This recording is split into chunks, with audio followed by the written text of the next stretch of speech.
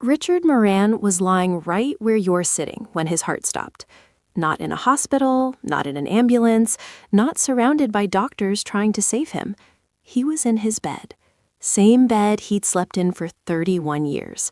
Same pillow, same sheets his wife Patricia had washed 2 days earlier, same position he'd fallen asleep in 10,000 times before. And at 3:47 in the morning, on a random Tuesday in March, while his wife slept 3 inches away from him, Richard's heart beat one final time. And then it just stopped. Patricia didn't find out until 6:15 a.m. She rolled over to ask if he wanted coffee. She touched his shoulder, and she felt something no wife should ever have to feel. Cold skin, stiff muscles, a body that hadn't been alive for hours. I'm the doctor who killed Richard Moran. Not directly, not intentionally, but I killed him all the same. Because Richard was my patient for 6 years. He came to every appointment, he took every medication I prescribed, he followed every instruction I gave him. He trusted me with his life. And I missed it. I missed all of it, because I never asked about the 5 things that actually killed him. 5 things he did every single night. 5 things his wife thought were keeping him healthy. 5 things that seem so small, so harmless, so ordinary, that no doctor ever thinks to mention them. But I'm mentioning them now, because Richard can't. And because right now, tonight, you are probably doing at least 3 of these 5 things, maybe all 5. And if you don't stop, if you click away from this video and go to bed tonight without changing anything, you could wake up tomorrow morning exactly like Richard woke up. You won't. So stay with me. 14 minutes. I'm going to tell you exactly what killed Richard. I'm going to explain why it killed him in a way you'll never forget. And I'm going to tell you how to make sure it doesn't kill you, starting tonight for free, in less than 10 minutes. But I need you to actually stay. I need you to fight the urge to check your phone. I need you to ignore whatever notification just popped up, because this is the video that could save your life, and it only works if you watch the whole thing. Richard's wife told me she wishes someone had made Richard watch something like this. She said she'd give anything, to go back and force him to pay attention to something that could have saved him. She can't do that, but you can. You can be the person who paid attention, who made the changes, who woke up. So let's start with the first thing that killed Richard. And I need to warn you, this one is going to make you angry at me, because I'm about to tell you that something you've been told your whole life is healthy is actually killing you in your sleep. Richard drank a big glass of water before bed every night, 16 ounces, sometimes more. His wife Patricia kept it filled on his nightstand because she'd read somewhere that seniors get dehydrated at night and that dehydration is dangerous. And she was right. Dehydration is dangerous. But what she didn't know, what nobody told her, what I never thought to mention, is that when you drink is just as important as how much you drink. And drinking 16 ounces of water within 2 hours of sleep is one of the most dangerous things a senior can do. Here's why. And I need you to really picture this, because once you see it, you'll never forget it. It's 10 p.m. Richard drinks his water, he turns off the light, he falls asleep. For the next 4 hours, everything is peaceful. His heart rate drops to about 52 beats per minute. His blood pressure falls to its lowest point of the day. His blood vessels relax and widen. His whole cardiovascular system enters a kind of hibernation, deep recovery mode. This is when healing happens. This is exactly what sleep is supposed to do. But there's a problem. That 16 ounces of water is slowly filling his bladder, and around 2:30 in the morning, his bladder hits capacity. His brain gets the signal, and Richard wakes up. Now here's where it gets deadly. Richard has been lying flat for 4.5 hours. His body is in full hibernation mode. Blood has pooled in his core. His heart is barely working. Everything is slow and calm and quiet. And then Richard stands up. In the dark, groggy, half asleep, he swings his legs over the edge of the bed and pushes himself upright. And his body panics. See, your body doesn't know you're just going to the bathroom. Your body doesn't know you're in a safe, warm house in the 21st century. As far as your ancient mammalian nervous system is concerned, you might be running from a predator. Something dangerous might be happening. So your body initiates an emergency response. Your adrenal glands dump adrenaline into your bloodstream. Your heart rate slams from 52 to 95 in about 3 seconds. Your blood vessels clamp down and constrict. Your blood pressure spikes by 30, 40, sometimes 50 points in a matter of seconds. Now, if you're 25 years old with smooth, flexible arteries, this spike is nothing. Your body handles it and moves on. But if you're 67 years old like Richard, if you've got decades of plaque building up in your arteries, if your blood vessels have stiffened with age and lost their ability to flex, that sudden pressure spike is like a shockwave slamming through rigid pipes. Plaques crack, clots form, small pieces break off and start traveling. Richard got up 3 times the night he died. Patricia remembers hearing him at midnight, again around 2:30, and one final time just before 4 a.m. 3 trips to the bathroom, 3 adrenaline dumps, 3 blood pressure spikes. And on that 3rd trip, something cracked loose. A tiny piece of plaque that had been building in his coronary artery for years. It broke free, it traveled about 2 inches, and it lodged in a spot where the artery narrows. Blood stopped flowing to his heart muscle. The electrical system went haywire, and by the time his head hit the pillow again, Richard Moran was already dead. Because of water. Because of a glass of water that his wife poured for him with love, thinking she was keeping him healthy. Here's the fix. It's so simple it hurts. Stop drinking fluids 2 hours before bed. That's it. If you go to bed at 10, your last real drink should be at 8. After that, if you're thirsty, 4 ounces maximum, enough to wet your mouth, not enough to fill your bladder at 3 a.m. And tonight, if you have a water bottle or a big glass sitting on your nightstand, move it. Put it in the kitchen. Make it inconvenient. That small change reduces your risk of a middle-of-the-night cardiac event by almost 40%. If you're going to move that water tonight, type "moving it" in the comments right now. Don't wait until the end of the video. Do it now while you're thinking about it, because the people who comment are the people who actually make changes, and the people who make changes are the people who wake up tomorrow. Now, the second thing that killed Richard, and this one keeps me awake at night, because this one is my fault. Richard took his blood pressure medication at bedtime, exactly as I prescribed, exactly as I was trained to prescribe, exactly as every doctor in America was told to prescribe for over 20 years. We were wrong. In 2019, researchers in Spain published a study that changed everything. 19,000 patients, 6 years of data. Half took their blood pressure medication in the morning, half took it at night. Same drugs, same doses, same everything except timing. The nighttime group died at a rate 44% higher than the morning group. 44%. That's not a small difference. That's not a statistical blip. That's tens of thousands of people dead who didn't have to die because of when they swallowed a pill. Here's why. Your blood pressure is supposed to drop at night. It's natural. It's healthy. It gives your heart a rest. But when you take blood pressure medication at bedtime, you force your pressure even lower on top of that natural drop. Your pressure crashes. Your brain doesn't get enough blood. Your heart pumps against almost no resistance all night, which actually weakens it over time. And then around 4 or 5 a.m., when your body tries to bring your pressure back up for waking, it overcompensates. You don't get a gentle rise. You get a violent rebound spike. Pressure rockets from dangerously low to dangerously high in minutes. And that spike, hitting arteries that have been vulnerable and under-pressurized all night, that's when strokes happen. That's when heart attacks happen. That's when people die in their sleep. Richard took lisinopril at 10 p.m. every night for 4 years because I told him to, because I thought I was helping him. I was killing him. If you take blood pressure medication at night, call your doctor tomorrow morning. Not next week, tomorrow. Ask one question. Should I switch to morning dosing? Don't change anything on your own. Just ask, because that one question might save your life. And tell me in the comments right now, do you take your blood pressure medication in the morning or at night? Type morning or night. I need to see where we stand. Third thing that killed Richard. This one hides in plain sight because it doesn't feel like a danger. It feels like comfort. It feels like warmth. It feels like something your grandmother would approve of. Richard slept in a room that was too warm. Patricia liked it at 72 degrees. She ran cold. Richard never complained. But here's what neither of them knew. When you sleep in a room warmer than 68 degrees, you lose water all night long. Through your breath, through your skin. You don't feel it happening. You don't wake up drenched.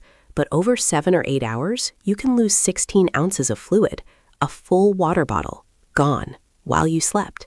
And when you lose that much fluid, your blood thickens. It gets sticky, sluggish. Instead of flowing like water, it flows like syrup. And sticky, syrupy blood is how clots form. By 3 a.m., Richard's blood was so thick, it was struggling to push through arteries that had already narrowed with age. And somewhere in his left carotid artery, the artery that feeds blood to your brain, a clot formed, the size of a pencil eraser, this tiny thing, and it killed him. 65 to 68 degrees. That's where your thermostat should be for sleeping. I know it sounds cold, so don't change it all at once. Drop it 1 degree every 3 days. Add blankets if you need warmth. Blankets don't dehydrate you. Hot rooms do. And I want to know, what temperature is your bedroom right now? Comment the number below. Be honest. 65? 72? 77? I'm not going to judge you. I just need to know how much work we have to do together. Fourth thing that killed Richard, and this one is going to make you furious, because this one is about food. Not junk food, not midnight snacks, not the obviously bad stuff you already know to avoid. This is about food you've been told is healthy, food that's recommended by heart health organizations, food that Richard's wife made for him with love, thinking she was protecting his heart while she was actually destroying it. 3 dinners. Patricia rotated through them. Sunday, Tuesday, Thursday. She got them from a cookbook called something like Heart Smart Eating for Seniors. She was so proud of these meals, and every single one of them was slowly killing her husband. Dinner 1. Whole wheat pasta with marinara sauce. Looks healthy, right? Whole grains, tomatoes, no cream, no cheese. Here's the truth. Whole wheat pasta has a glycemic index almost identical to white bread. When you eat it at 7 p.m., your blood sugar spikes within 45 minutes, and it stays elevated for hours. Midnight, 1 a.m., 2 a.m., all night your blood sugar is high. And high blood sugar does something terrible to your arteries. Those glucose molecules are rough, jagged. They scrape against the delicate inner lining of your blood vessels like sandpaper. They create thousands of micro tears, and your body patches those tears with cholesterol. That's how plaques form, night after night after night. Dinner 2. Skinless chicken breast with brown rice and steamed broccoli. This is literally what fitness magazines tell you to eat. This is what I used to tell patients to eat. Here's the math nobody mentions. 1 cup of brown rice affects your blood sugar the same as eating 4 teaspoons of pure sugar. And because it digests slowly, your blood sugar stays elevated for 6 to 8 hours. You eat this at 7 p.m. By 3 a.m., your arteries have been under assault for 8 straight hours, while you thought you were being healthy. Dinner 3, the worst one, and it looks the most innocent of all. Low-fat yogurt parfait. Low-fat vanilla yogurt, granola, sliced banana, drizzle of honey. Patricia called this Richard's light dinner. She made it every Sunday night thinking she was giving his heart a break. Let me tell you what was actually in that bowl. Low-fat yogurt, 12 grams of sugar. Granola, 22 grams of sugar. Banana, 14 grams of sugar. Honey drizzle, 8 grams of sugar. Total, 56 grams. 14 teaspoons of sugar in one bowl, hitting your bloodstream all at once because there's no protein, no fat, nothing to slow it down. Blood sugar rockets past 200, even if you're not diabetic, and it stays there for hours, attacking your arteries while you sleep. Richard ate this every Sunday for 6 years, 300 Sundays, 300 nights of arterial damage, until one Sunday night, the damage was finally too much. What should you eat instead? Wild-caught salmon, green vegetables, a small sweet potato if you need starch. Eat it at 6:30. By 9 p.m., your blood sugar is stable. By midnight, your arteries are healing instead of being destroyed. Okay, 4 things covered. 4 things that killed Richard. But there's a 5th. And this 5th thing, this is the one. This is what the autopsy revealed. This is the habit that actually stopped his heart. And when I tell you what it is, you're going to think I'm making it up. You're going to think there's no possible way something this simple could kill someone. But I promise you, it can. It did. And if you're doing it right now, it might kill you too. I need to take a breath before I tell you this, because this is hard for me. This is the thing I should have asked about and never did. This is the thing that would have taken 5 minutes to fix. This is the thing that if anyone had ever mentioned it to Richard, He might still be alive right now, drinking coffee with Patricia, watching his grandchildren grow up. The fifth thing that killed Richard was sleeping on his right side. I know how that sounds. It sounds ridiculous. It sounds like I'm grasping at straws. Sleeping on your right side? How could that possibly matter? Let me show you. Inside your body, running along the right side of your spine, is a blood vessel called the inferior vena cava. This is the largest vein in your entire body. Every single drop of blood returning from your legs, your pelvis, your digestive organs, it all flows through this one vessel on its way back to your heart. Think of it like the main highway bringing all traffic back to the city. If this highway is open, everything flows smoothly. Your heart gets all the blood it needs without working hard. But when you lie on your right side, something happens. Your liver, which weighs about 3 pounds, shifts with gravity and settles directly on top of that vessel. Your intestines add more weight, and suddenly that wide open highway becomes a compressed, partially blocked back road. Blood return to your heart drops by up to 23%. Now, if you're young and healthy, your body compensates. But if you're 67 years old with high blood pressure and a heart that's already working too hard, that 23% reduction forces your heart to work significantly harder, all night long, every night, for years. And if you have any tendency toward irregular heart rhythms, that extra strain can push you over the edge. It can trigger an arrhythmia. Your heart starts beating chaotically, it stops pumping blood effectively, and within minutes, you're gone. The autopsy said Richard was found in right lateral decubitus position, medical language for he was lying on his right side. He'd been on his right side for approximately 4 hours. His heart wasn't getting enough blood. It went into ventricular fibrillation, and it stopped. Patricia told me something 2 weeks after the funeral that I'll never forget. She said, Richard always slept on his right side, never moved all night. I used to joke that he slept like a dead man. And then she stopped, because she realized what she just said, and we both sat there, in silence, because that's exactly what he was, a dead man, sleeping in the position that killed him, and no one ever told him. Here's the fix. Tonight, before you go to bed, take a tennis ball, put it in your right pajama pocket, or safety pin a sock with a ball inside to the right side of your shirt. When you try to roll onto your right side in your sleep, the ball will press against you, not hard enough to hurt, just uncomfortable enough that your sleeping brain shifts you back. Do this for 2 or 3 weeks. Your body will learn. You'll become a left side sleeper, and you won't need the ball anymore. $2, 5 minutes. That's all it takes. And it might be the difference between tomorrow and nothing. Let me bring it all together. 5 habits. 5 things Richard did every night that seemed harmless. Drinking water before bed, taking blood pressure medication at night, sleeping in a warm room, eating healthy dinners loaded with hidden sugar, sleeping on his right side. 5 things, and they killed him.